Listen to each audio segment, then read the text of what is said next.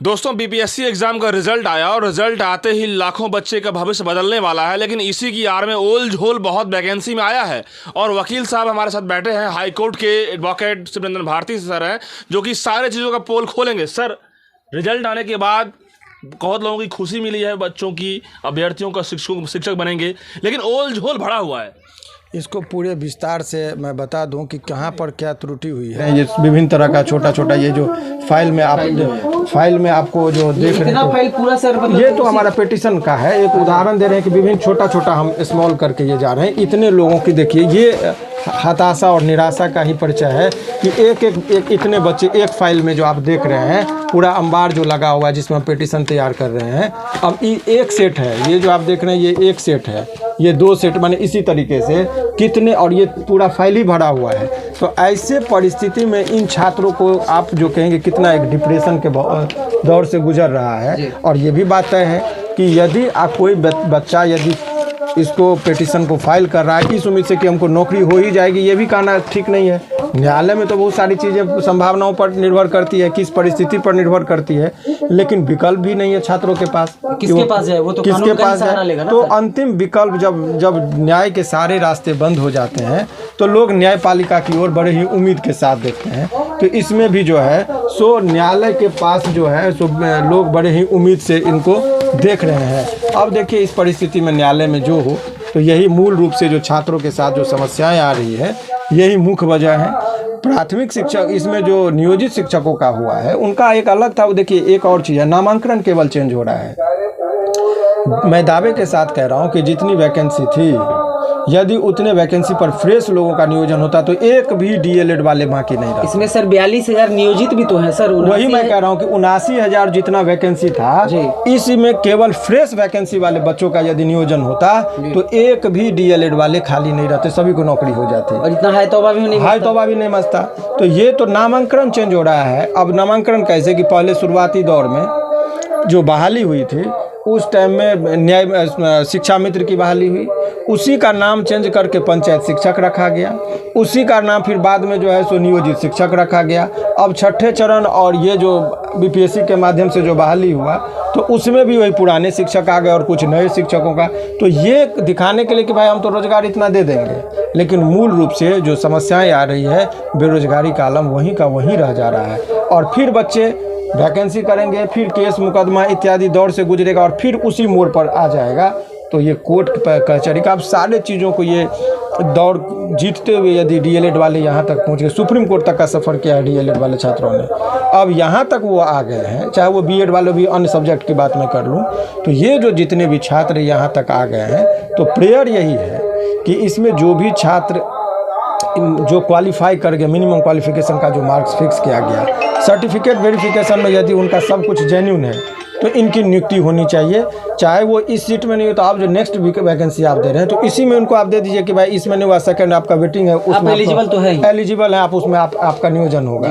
इस बात का आश्वासन यदि दे देते हैं तो भी बच्चों को जो है सो कोर्ट जाने से बच जाएंगे। तो कितना राहत मिलेगा सर? आपके शरण में आए हैं, माननीय न्यायालय के शरण में गए हैं, तो कितना राहत? ये आप बहुत लोगों को कह देते हैं कि मेरे ऊपर उम्मीद है, मेरे ऊपर कोई उम्मीद की बात नहीं। ये लोगों को न्यायपालिका पर उम्मीद है, उसमें हम वकील की एक भूमिका क्या होती है। सवाल यह है कि आप मुसीबत में दो तरह की बातें थी लोगों के, छात्रों के पास बहुत छात्र, चूँकि आपके माध्यम से हम चाह रहे हैं कि उनको अवगत भी करा दें।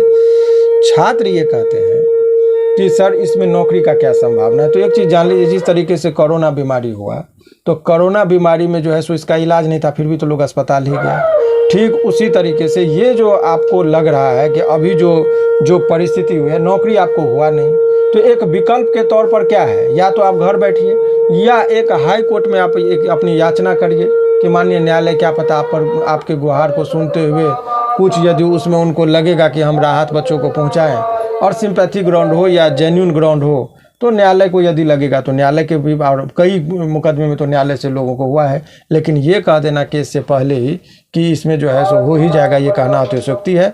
न्यायालय के शरण में जाएंगे, मामला क्या होगा पेंडिंग, लेकिन जितने मेरिट हैं इस केस में, मेरिट पर मुझे लग रहा है कि जो भी छात्र पिटीशन फाइल करेंगे उन और वो क्वालिफाई हैं, यदि वो मिनिमम मार्क्स को यदि अटेन उन्होंने किया है तो इन लोगों को बहुत प्रबल संभावना है कि नौकरी उन लोगों को मिलेगी।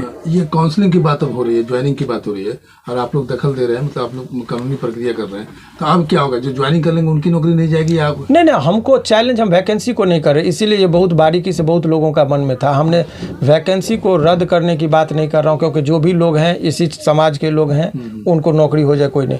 मेरा ये है कि आप इन लोगों को आप भर दीजिए सीट से, कोई प्रॉब्लम नहीं इस वैकेंसी में।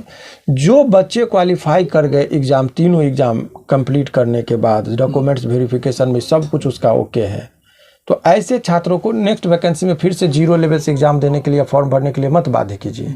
ऐसे छात्रों को लिए सिंपल कहिए कि ये सीट हमारे पास है, उस सीट में आप लोगों को अपना मार्क्स के आधार पर आप लोगों का नियोजन होना चाहिए। ये सिंपल सा चीज़ है। एक मेन सवाल है कि बीएड वाले छात्र और डीएलएड वाले छात्र आपस में जो लड़ाई की सिचुएशन में आते हैं कि हमारी वैकेंसी, वो क्लियर नहीं। ये जो लोगों को लग रहा है कि बीएड वाले और डीएलएड वाले में, तो उसमें कहीं कोई ना लड़ाई है ना झगड़ा है। हर आदमी अपने, जो आप बीएड किए हुए हैं 5वीं कक्षा तक के लिए, उनको, अब मान लीजिए कोई आदमी कह रहा है कि हम आईएएस भी बनेगा, कहता है चौकीदार का भी हम बहाली भरेंगे, तो वो गलत है। जिस चीज़ के लिए जिसकी एलिजिबिलिटी है उसको ही फिक्स किया जाए।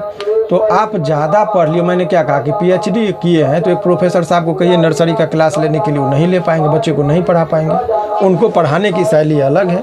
तो वो तो क्लियर, और सुप्रीम कोर्ट जब उन्होंने कह दिया तो उसमें अब कोई इफ बट नहीं है, क्योंकि सर्वोपरि न्यायालय है। न्यायालय ने ना तो उनको बीएड वाले से ज़्यादा लगा है, ना डीएलएड वाले से कोई दुश्मनी है, तो उन्होंने जो किया है तो उसको सबको सम्मान करना चाहिए। यहाँ पर कोई नहीं। सवाल ये है कि चाहे वो बीएड वाले हों, चाहे वो डीएलएड वाले हों, नौकरी की सवाल है। चूँकि बहुत ही अच्छा, बहुत सारी बच्ची फ़ोन करती है, किसी की शादी अटकी हुई है। एक बच्ची यूपी से फ़ोन की कि सर नौकरी तो हुआ नहीं, हमारे माँ बाप अब उनको शादी का दबाव दे रहे हैं, कितने दिन हम प्रतीक्षा करें। ये इसी समाज का बच्चा का ये है ना। तो सरकार को इस मामले पर बहुत संवेदनशील होना पड़ेगा।